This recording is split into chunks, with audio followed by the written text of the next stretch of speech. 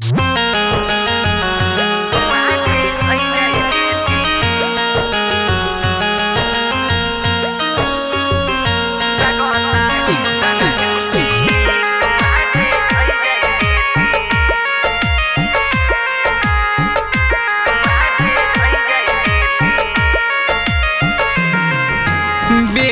वाला धन मांगे तिलक मांगे दहेज। बेटी के पापा दोनों हाथ पे जोड़ के कह दिले बात परहेज। बेटी के मम्मी रोवे बेचारी पटक के अपन मुरी लगता रिश्ता न जुटी कुमारे रही जाई बेटी लगता रिश्ता न जुटी कुमारे रही जाई बेटी।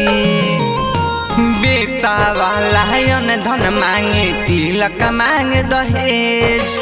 बेटी के पापा दोनों हाथ पे जोड़ के कह दिले बात परहेज।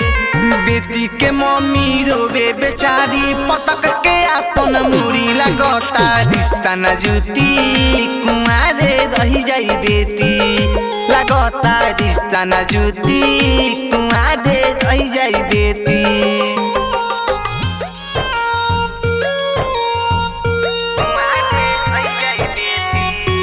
माँ जगदम्बा रिकॉर्डिंग स्टूडियो माधोपुर।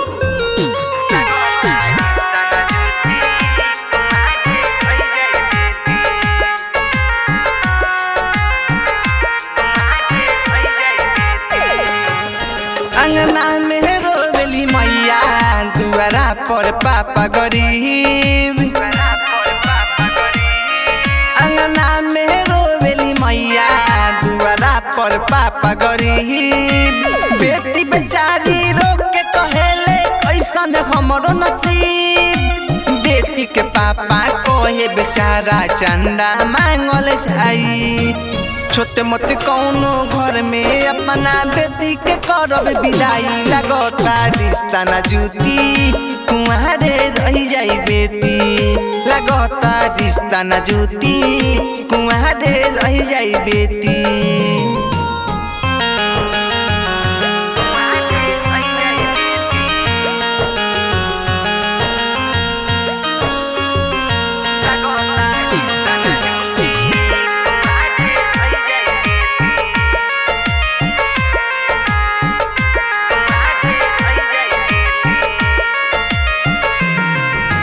बस देहाती के बतिया जनी जई भैया भूल।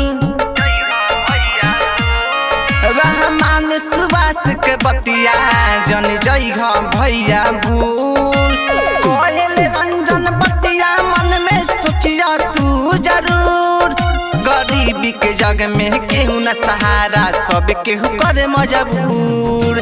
बेटी के गरीबी बेटा वाला करे न रिश्ता कबूल लगता रिश्ता न जुटी कुंवारे रही जाई बेटी लगता रिश्ता न जुटी कुंवारे रही जाई बेटी। माँ जगदम्बा रिकॉर्डिंग स्टूडियो माधोपुर।